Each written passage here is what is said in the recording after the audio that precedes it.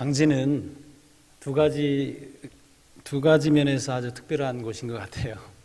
당진 성결교회가 있기 때문에 그렇고요. 그다음에 세계 모든 종족 선교회가 정미면 천의리 2-4번지에 존재하기 때문이 아닌가 생각을 해봅니다. 할렐루야. 하나님의 은혜로 몇 년 전에 당진 성결교회를 방문해서 아마 저희 선교 사역을 선교위원회 모임이지 않았나 싶어요. 그때 이제 저희 사역을 잠깐 소개를 했을 때 제가 알기로는 박종현 장로님이셨던 것 같아요. 장로님께서 저희가 이제 사역을 하면서 센터가 필요하고 땅을 생각하고 있다, 그렇게 위에서 기도하고 있다고 그랬는데, 그때 장로님께서 그런 말씀을 하셨던 게 기억이 나요. 최소한 한 500평 정도는 돼야죠. 그랬는데 우리 말씀하신 대로 손 장로님께서 300평을 기증해 주셨고, 그 땅에 지난 코로나 기간 동안에 한 13억 정도를 들여서, 물론 이제 많은 후원자들이 후원해 주셔서 천의리 2-4번지에 선교센터 3층 건물로 잘 건축하고, 지금 저희 선교센터 선교회를 통해서 17개국에 40명의 선교사를 파송해서 미전도 종족 선교 사역을 감당하고 있습니다. 그렇기 때문에 특별하지 않은가요? 네, 그렇습니다. 그래서 아마 오다 가다 여러분들 뵀을 것 같은데, 이제 선교의 어떤 그 본물이 이제 터지지 않았나는 생각이 들면서 당진 성결교회와 그리고 세계 모든 종족 선교회와 더불어서 함께 손을 맞잡고 우리 주님께서 명령하신 지상 최대 명령을 이루기에 부족함 없는 그러한 사역을 감당했으면 좋겠다 생각이 듭니다. 아멘. 하나님께서 당진을 정말 이제 어떤 면에서는, 저는 이제 아직은 부천에 거주하고 있는데 당진을 오가면서 당진이 더 이상 시골도 아니고 수도권의 한 부분 같은 느낌이 제일 많이 들어요. 왜냐하면 제가 있는 곳에서 여기까지 95km, 빨리 오면 죄송하지만 1시간 10분, 20분 정도 걸리더라고요. 그러니 뭐 서울 안에 어디 그 도심권에서도 왔다 갔다 하다 보면 뭐 1시간 반이 훌쩍 넘어가는 경우를 보면 이곳이 더 좋지 않을까 하는 생각이 들고, 저도 이제 추후에는 이제 이전을 해서 이곳에 이제 거주할 계획을 이렇게 갖고 있습니다. 코로나 이전까지는 부족하지만 선교 사역에 정말 매진하느라고 1년에 약 40만 킬로를 여행하면서 선교 사역을 했습니다. 혹시 40만 킬로에 대한 개념이 잘 없으실 것 같아서 지구 한 바퀴를 도는데 적도를 중심으로 약 4만 킬로 정도 됩니다. 그러니까 지구 몇 바퀴죠? 10바퀴가 되겠습니다. 우리가 사는 이 지구에서 달까지 거리가 38만 4,400km입니다. 그 정도 거리 이상을 여행하면서 선교 사역을 지금 현재 감당하고 있습니다. 사도 바울의 그 뒤를 따라가려고 엄청 애를 쓰고 있습니다. 역사가들이 또 전문가들이 그러면 과연 사도 바울이 얼마나 많은 거리를 다니면서 선교 사역 했는가, 약 20년 동안 연구를 했어요. 연구를 했는데 그가 다닌 거리를 총 계산하니까 약 4만 킬로가 조금 넘는데요. 5만 킬로는 안 되고 4만에서 5만이라고 치죠. 그러니까 사도 바울이 사역한 거리를 하고 저희가 다니는 거리하고는 이제 뭐 비교가 안 되는 그런 거리가 되겠고요. 더 재미있는 거는 사도 바울이 발로 걸어서 다닌 그 거리는 과연 얼마나 됐을까? 물론 이제 사도 바울이 지중해를 연안을 다닐 때는 배를 타고 다녔죠. 그렇지만 그 이외에 걸어서 다녔던 거리는 얼마였을까? 궁금한 분들이 많았어요. 여러분들도 혹시 안 궁금한가요?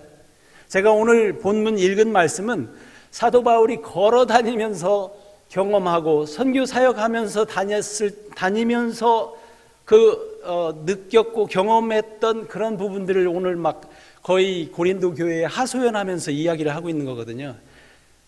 내가 말이야 어떤 사람이냐면 하면서 혹시 방송실에 제가 보여드리려고 했던 그 방송 그것이 자료가 유튜브에 있을 것 같아요.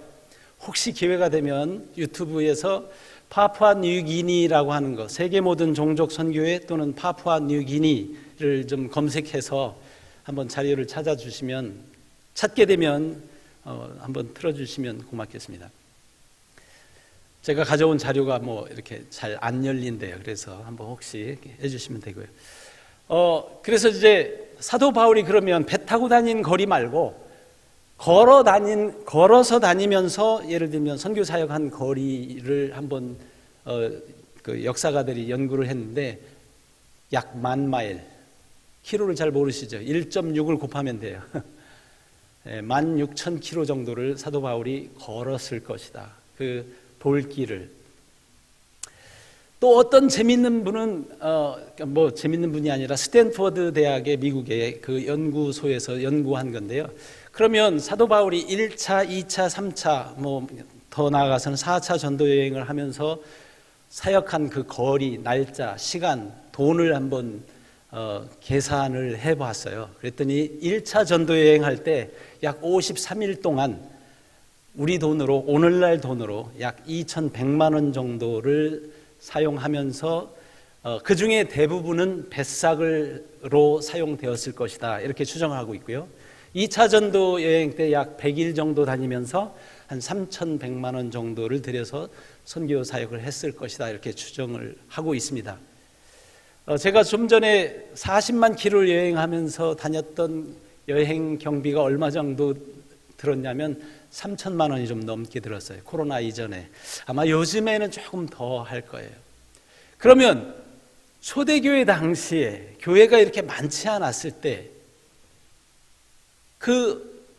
오늘날로 계산해도 엄청난 돈이잖아요. 큰 돈이잖아요. 그 비용들을 누가 감당했을까라고 하는 게 저 개인적인 생각이에요.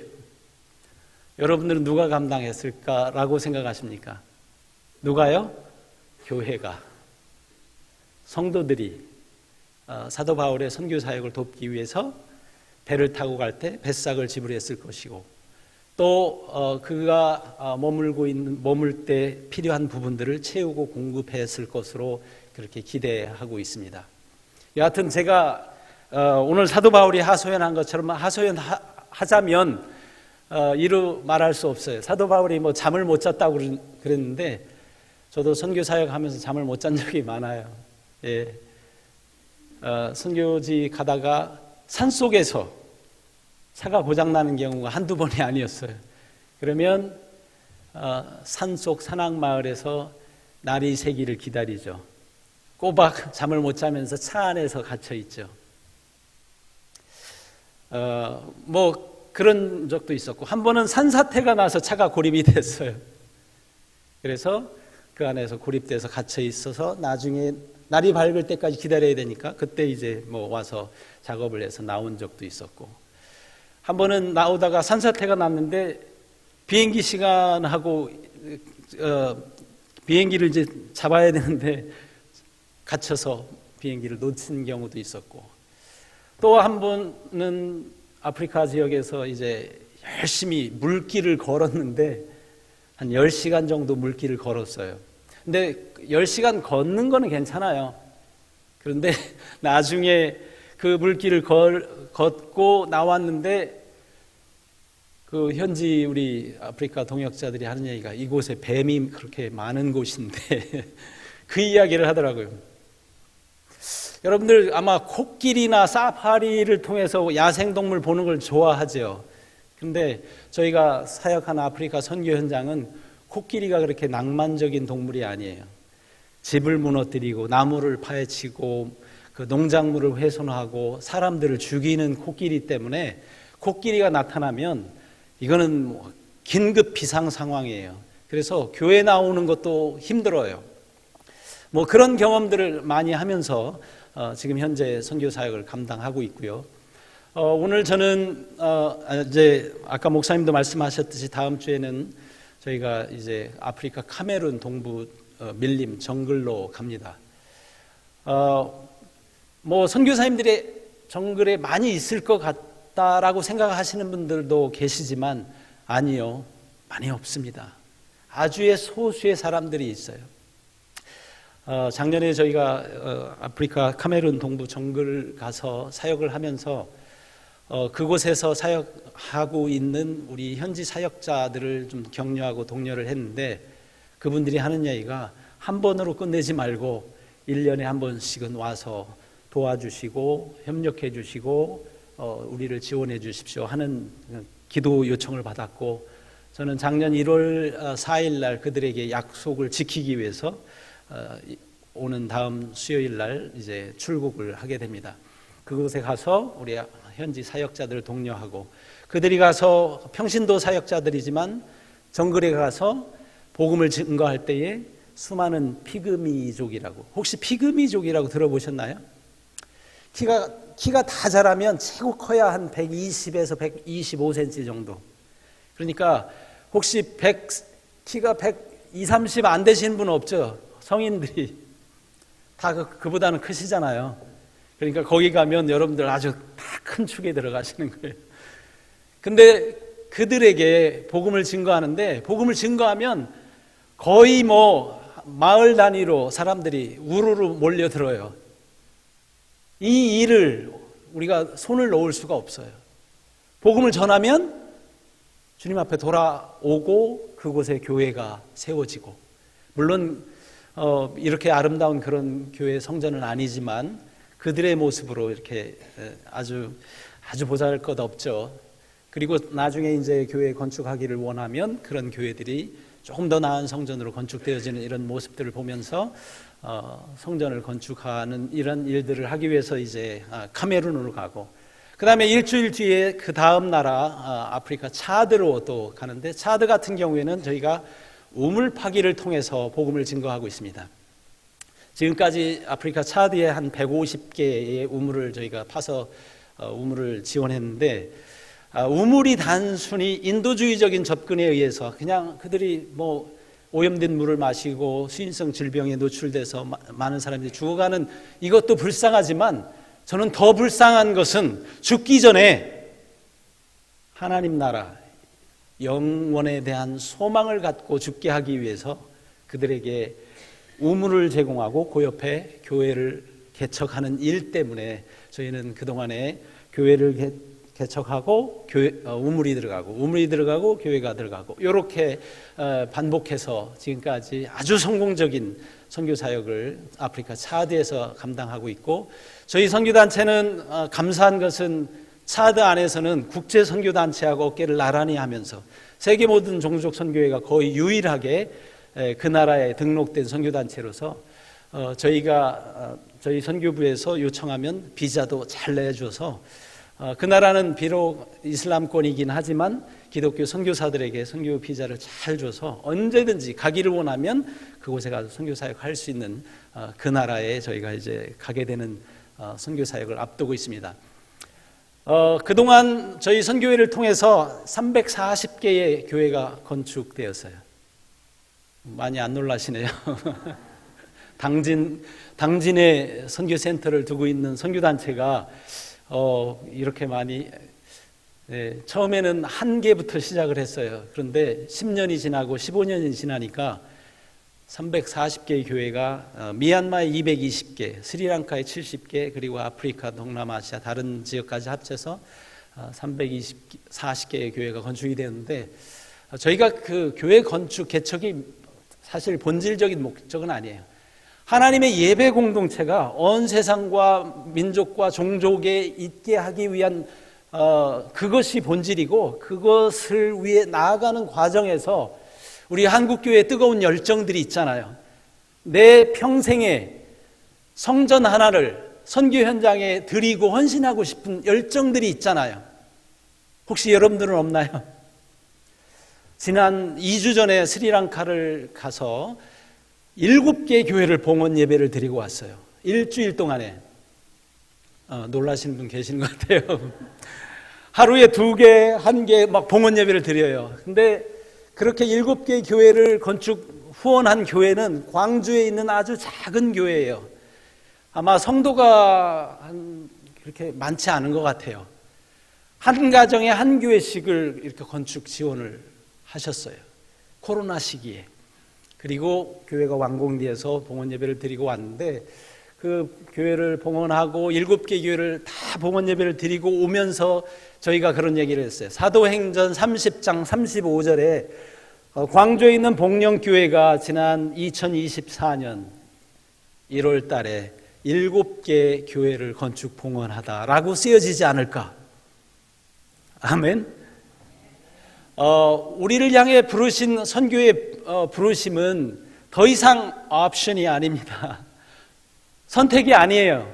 뭐예요? 명령, 하나님께서 우리에게 명령했고 우리는 반드시 순종해야 될 것, 명령이죠. 그런데 많은 분들이 아직도 선택하고 있어요. 할까 말까 고민하는 것이죠. 하나님은 우리에게 해라라고 이렇게 명령하고 있어요. 그동안 우리 목사님 말씀하신 것처럼 이제 올 2024년도에는 선교 사역에 정말 전심전력 다하는 교회가 되기를 원한다는 말씀을 하면서 저도 큰 은혜를 받았습니다. 얼마나 기쁘고 좋은지요. 저희같이 선교 사역을 전문으로 하는 단체가 있고 그 사역을 위해서 교회가 손을 잡아주면서 우리가 여기 있으니 우리를 마음껏 사용하시옵소서 라고 하는 것이죠. 여러분들 빌립보서를 읽어보시면 선교로 가득 차 있는 성경인 것을 알게 됩니다. 빌립보서 1장 3절에서 6절에 보면 복음에 동참한 교회는 첫날부터 이제까지 복음에 동참한 교회에 대해서 칭찬하면서 내가 너희를 생각할 때마다 기도할 때마다 기쁘고 하나님께 감사한다. 그리고 복음의 시초에 내가 빌립보 지역을 떠나서 다른 곳 선교 현장으로 갈 때에 나에게 도움을 준 교회는 너희밖에 없었다. 내가 데살로니가에 있을 때에도 한 번뿐만 아니라 2번, 3번, 여러 번 도움을 준 교회가 바로 너희다라고 칭찬하는 것을 보게 되죠. 그것으로 끝나는 것이 아니라 빌립보서 2장 25절에 보면 에바브로디도가 나와서 에바브로디도 편에 준 것을 내가 많이 받고 기쁘고 감사했다라고 이야기를 하게 되죠. 오늘 이제 총여전도에 이렇게 헌신 예배를 드리는데 정말 한국교회뿐만 아니라 세계의 수많은 교회들 가운데 우리 여자분들의 헌신이 정말 놀랍고 위대하고 정말 감사해요.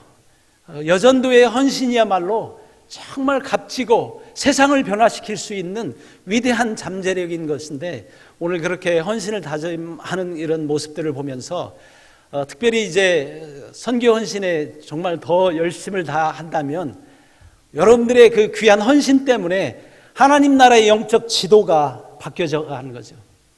아멘. 가능합니다. 여러분들이 하기만 하면, 순종하면 가능합니다. 지난 2주 전에 스리랑카를 다녀올 때에 한 교회는 6개 교회는 후원자들이 직접 가서 감격스러운 봉헌 예배를 드렸어요. 그런데 한 교회는 후원자가 고인이래요. 작년에 돌아가셨다는 거예요. 어떤 사연인지 제가 궁금해서 물었어요. 그랬더니 시어머니가 그 며느리들에게 헌신을 좀 다짐하고 이런 것을 좀 보여주기 위해서 시어머니가 며느리들을 위해서 본을 보인 거예요. 선교 현장에 교회 건축을 후원하셨어요. 근데 그 건축 현장에 봉헌 예배를 드리지 못하고 작년에 돌아가셨고 며느리 2분이 참석해서 시어머니가 헌금한 교회에 가서 건축 봉헌을 하면서 눈물을 흘리면서 그렇게 간증하고 인터뷰를 했어요. 어머니, 천국에서 보실 어머니 대신 저희가 왔어요. 그러면서 그 교회에 정말 감격스러운 봉헌 예배를 드렸는데 또 어떤 그 미얀마의 교회는 암투병 중인데 그 암 진단금을 교회 건축 헌금으로 드려서 미얀마의 한 교회가 탄생했고 또 어떤 교회는 한 권사님이 저 시골에 있는 권사님이에요. 홍성에 있는 권사님인데 나는 그동안에 하나님으로부터 받은 게 너무 많은데 가진 게 없어. 그러니 자식들에게 이런 유언을 내렸어요. 혹시 내가 죽걸랑 혹시 그 뭐 조의금 같은 거 있잖아요. 그런 거 다른 데 쓰지 말고 기념 교회로 선교 현장에 그 돈을 모아서 건축 헌금으로 드리면 좋겠다라는 마음을 전했는데 정말 그것이 유언이 되어서 미얀마 선교 현장의 교회가 아름답게 건축이 되었어요. 뭐 수많은 이야기가 있습니다. 340개의 교회가 건축이 되었으니까요. 여하튼 뭐 어떤 분은 회갑 기념으로 손해동 장로님 같은 경우가 회갑 기념으로 스리랑카에 교회를 건축하셨다가 돌아오는 길에 장로님 저희가 선교센터를 건축하려고 하는데 그랬더니 그때 이제 차 안에서 제 집 그 밑에 밭이 있는데 거기 2,500평 땅인데 한 300평 드리는 거 뭐가 어렵겠어요. 이렇게 이야기하셔서 저희 선교센터가 시작이 되었습니다. 여하튼 이러한 수많은 일들에 의해서 저희가 지금 아프리카 17개국에 40여 명과 더불어 선교 사역을 하고 있습니다. 몽골에서 성경 번역을 통해서 60만 명이 성경이 없어서 그들의 언어로 성경이 없어서 지금 성경을 번역하고 있고 아프리카 차드에 있는 샤리 바귀림이 종족이 있는데 거기는 약 100만 명이 사는데 그들의 언어로 성경이 없어요. 그래서 성경을 지금 번역하고 있고 역시 마찬가지로 파푸아뉴기니라고 한 곳에서 성경을 번역을 하고 있어서 이제 주님 오실 날이 가까운데 그들의 언어로 하나님의 말씀을 보게 하고 우리가 복음을 증거함으로 한 번도 들어보지 못한 복음을 듣고 주님 앞에 돌아오는 일에 우리가 이 선교 사역을 감당하고 있습니다. 우물을 파주고 교회를 건축하고 또 어떤 곳은 염소를 나눠줘서 그들이 그 염소를 통해 가지고 다음에 새끼가 나면 또 다른 사람을 도와서 빈민들이 구제를 받고 하나님의 사랑을 경험하고 주님 앞에 돌아오는 이러한 일들 수많은 선교 사역의 그 도구들이 있는데 그것이 바로 뭐냐면 이 물질이더라고 재원이더라고 하나님 나라의 자원이더라고요. 하나님은 거지가 아니세요. 하나님은 엄청나게 많이 가지고 계신 부자세요.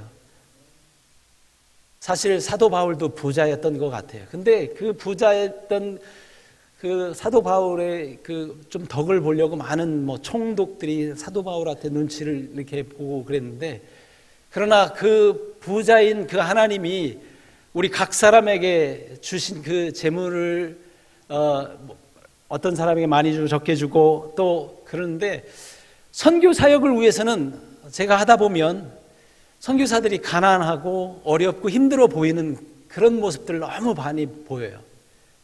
그래서 저희는 사실은 어떤 면에서는 돈을 구하지 않습니다. 하나님을 구합니다. 하나님이 가지고 있는 것 물질을 이동시키면 예를 들면 저희 선교센터가 13억이 들어갔는데 아직 저희도 빚이 있어요. 8억 정도가 모금이 됐어요. 저희가 시작한 지 얼마 되지 않았지만 저에게는 불가능이 현실이 된 거죠. 기적이 일어납니다. 하나님이 가지고 있는 자원이 이동이 되면 하루아침에 정말 산을 옮길 수 있는 능력들이 일어나요. 혹시 파푸아뉴기니 영상이 혹시 준비가 되나요? 안 되나요? 안 돼도 괜찮습니다. 제가 그 이야기를 지금 하려고 해요. 파푸아뉴기니는 호주에서 약 2시간 정도 비행기 타고 북쪽으로 올라가면 뉴기니 섬이 있는데 왼쪽으로 인도네시아, 오른쪽으로 파푸아뉴기니라고 하는 섬이 있는데 아직도 거기 그 지역은 성경 번역이 많이 필요한 곳이라서 저희가 성경 번역 사역을 하고 있고 그곳에 이제 성경 번역 사역과 더불어서 첫 번째 교회를 저희가 건축 지원하고 그 코라 마을의 미히 부족이라고 하는 부족을 향해서 저희가 경비행기를 탔어요. 경비행기를 타고 이제 경비행기 같은 경우는 이제 5인승 정도 되는데 그 비행기를 타고 가는데 파일럿이 이제 바로 옆에 저도 파일럿 무장하고 옆에 앉아서 이야기를 하는데 파일럿이 그러는 거예요. 저 계곡 쪽에서 무슨 일이 일어났는지 아냐고 묻더라고요. 모른다고 그랬더니 작년에 1년 전에 우리 동료 선교사님이 운전하던 경비행기가 추락한 현장입니다라고 하더라고요. 제가 어떻게 했어요? 뜨끔했죠. 그리고 사실 경비행기 5인승 정도는요, 이게 너무 많이 흔들려가지고 멀미 날기가 쉬운 그런 환경이에요. 그런데 더 놀라운 건 뭐냐면 그 경비행기 한 대가 100만 불, 200만 불 하는 그 정도 하는데 그 경비행기가 추락하고 선교사님 3분이 이제 돌아가셨어요. 그리고 그 이야기가 미국의 후원자들에게 소식이 알려졌는데 그 경비행기 한 대가 추락했는데 그 다음 날 경비행기 6대가 후원이 됐어요. 100만 불, 200만 불, 조금 비싼 거는 600만 불까지 한다는데 그 이야기가 후원자들에게 알려지니까 제가 후원하겠습니다, 내가 하겠습니다 해서 6대가 후원이 돼서 지금은 12인승 경비행기도 있고 선교사님을 실어 나르는 비행기들이 있어요. 경비행기가 아니면 그 부족을 향해 갈 수가 없어요. 이해가 안 가시죠? 혹시 가기를 원하시면 말씀하세요. 제가 안내해 드리겠습니다. 경비행기와 또 헬리콥터가 있었는데 헬리콥터로 들어갔다가 경비행기로 나오고 경비행기로 들어갔다가 헬리콥터로 나오는 그런 여정인데 제가 헬리콥터를 타봤는데 헬리콥터가 훨씬 더 안전하대요. 경비행기를 타고서는 창문을 열 수가 없는데 헬리콥터를 타고서는 창문을 열면서 밖을 볼 수가 있어요. 이해가 안 가시죠? 네. 도움되시기를 원하면 나중에 제가 안내하도록 하겠습니다. 선교 사역을 위해서 선교 비행기들이에요. 거기에 사역하는 우리 존이라고 하는 한 선교사님은요, 선교 사역하다가 오토바이 사고로 다리를 절단하게 되는 사고가 있었어요. 그 존이 다리를 절단한 상태로 이제 의족을 다리를 끼고 운전을 하면서 제가 물었어요. 많은 분들은 그렇게 파일럿이 되고 하면 미국에서 편안한 데서 정말 살기를 원할 텐데, 그리고 다리를 그렇게 잃고 나서 다시 선교 현장으로 돌아오기가 쉽지 않았을 텐데 제가 물었어요. 다리를 잃고 의족을 하고 있으나, 두 다리를 가지고 편안한 가운데 있으나 없으나 환경은 자기에게는 같다라고 하는 마음에 다시 돌아와서 선교 사역을 하고 있다고 저한테 간증을 하더라고요. 여러분들의 자리가 어떤 때는 편안한 자리 있을 수 있지요. 2024년 안에 여러분들 하나님께서 365일이라고 하는 날짜와 시간을 여러분들에게 또 공짜로 주셨습니다. 이 귀한 시간에 우리의 세월을 아껴서 하나님 나라를 위해서, 하나님 나라가 확장되는 일에, 한 종족이나 부족이 주님 앞에 돌아오기를 원하는 일에 우리의 삶이, 우리의 시간이, 우리의 헌신이 쓰여져서 그 나라를, 그 종족을 변화시키는 일에, 주님 앞에 돌아오게 하는 일에 우리 당진교회가 올 한 해 쓰임 받았으면 좋겠어요. 할렐루야. 그 일을 위해서는 희생이 필요해요. 내 거 다 쓰고 하나님 앞에 조금 드리는 거 가지고 안 돼요. 내 거 조금 덜 써야 드리게 되더라고요. 여러분들 성경에도 보면 마게도니아 지역의 그 극심한 가난 중에서도 고린도 교회보다 더 많은 연보를 드리는 일을 했다라고 사도 바울은 고린도 교회에 편지를 쓰잖아요. 그러니 너희도 마게도니아 사람들처럼 드리고 헌신하고 이 일을 잘 감당해달라고 요청하고 있죠. 오늘 고린도 후서는요, 마게도냐 지역에서 썼다고 이야기하는데 제 개인적으로 연구의 한 결과에 의하면 마게도냐 지역의 어떤 교회 어디에서 썼을까? 제 개인적으로는 아마도 빌립보 교회인 건 아니었을까? 왜? 마게도냐 지역의 첫 번째 교회, 그 교회가 바로 유럽의 첫 번째 교회가 빌립보 교회 아니었습니까? 그리고 루디아의 헌신에 의해서 교회가 세워져서 이제 유럽이 복음화되는 일들을 감당했죠. 여러분들 하실 수 있는 일이 많습니다. 평생에 썩어질 면류관을 위해서 삶을 사는 것이 아니라 영원히 남는 것에 여러분들의 삶과 시간과 헌신과 희생이 드려졌으면 좋겠어요. 사도 바울이 썩어질 면류관을 얘기했는데, 이 썩어질 면류관은 예전에는 면류관을 셀러리라고 하는 그 식물로 만든 관이었대요. 달리기를 하면 1등하면 1등에게만 주는 것이었대요. 그거는 잠시 후면 시들어버리고 썩는 거였거든요. 사도 바울은 빌립보서 4장 말미에 그런 얘기를 하고 있습니다. 우리가 정말 이제 디모데후서죠. 죄송합니다. 우리가 달려갈 길을 다 가고 언젠가 하나님께서 우리에게 영광의 면류관을 줄 텐데, 그 면류관이 나에게뿐만 아니라 여러분들, 성도 여러분들에게도 있기를 원하는 그런 마음인데, 여러분들 이 땅에다가 한 거는 다 썩어질 거예요. 이 땅에서 있는 건 남지 않아요. 근데 하나님 나라의 보물을 드린 자는 뭐예요? 남아요. 마태복음 19장 29절에 보면 내 이름을 위하여 형제나 자매나 부모나 자식이나 전토를 벌인 자마다 여러 배라고 나와 있는데, 제가 보니까 여러 배가 아니라 100배라고. 혹시 영어 성경 있는 분은 한번 찾아보세요. 100 times라고 이렇게 나와 있어요. 그리고 영원한 삶을 받는다라고 성경은 기록하고 있습니다. 하나님의 나라를 위해서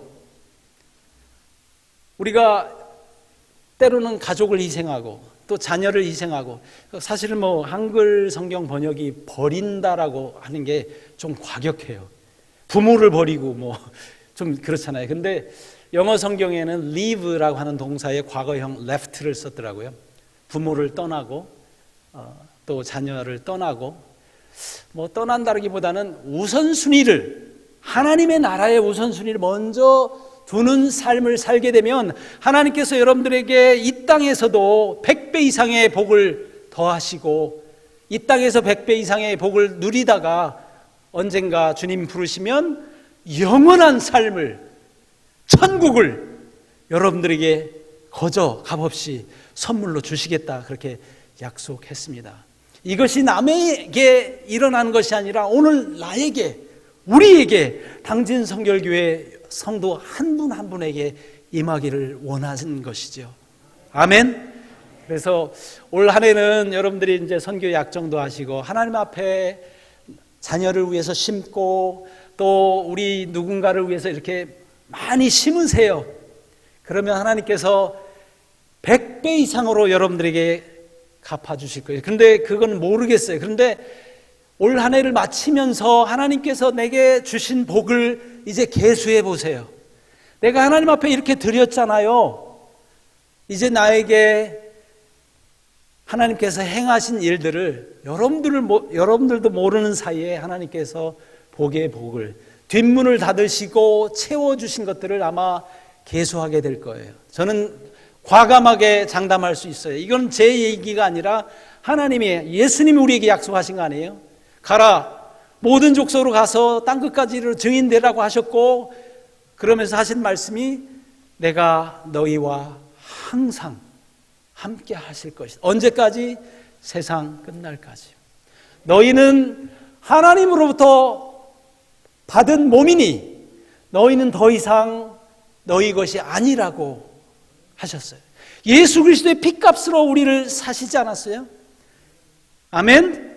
그랬으니 이제 주를 위해서 사는 삶을 살아야 되는데, 여러분들이 나이가 드셔서 선교 현장을 이제 가시기는 힘드신 분들이 많잖아요.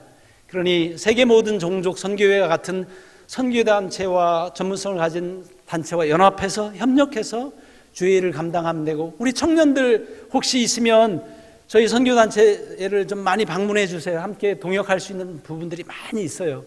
같이 선교 현장을 가고 선교 센터에 할 일들이 많이 있기 때문에, 봉사할 일들이 많이 있기 때문에 여기서 보니까 한 10분 거리도 안 돼요. 꼭 오셔서 같이 선교 사역을 좀 나눴으면 좋겠습니다.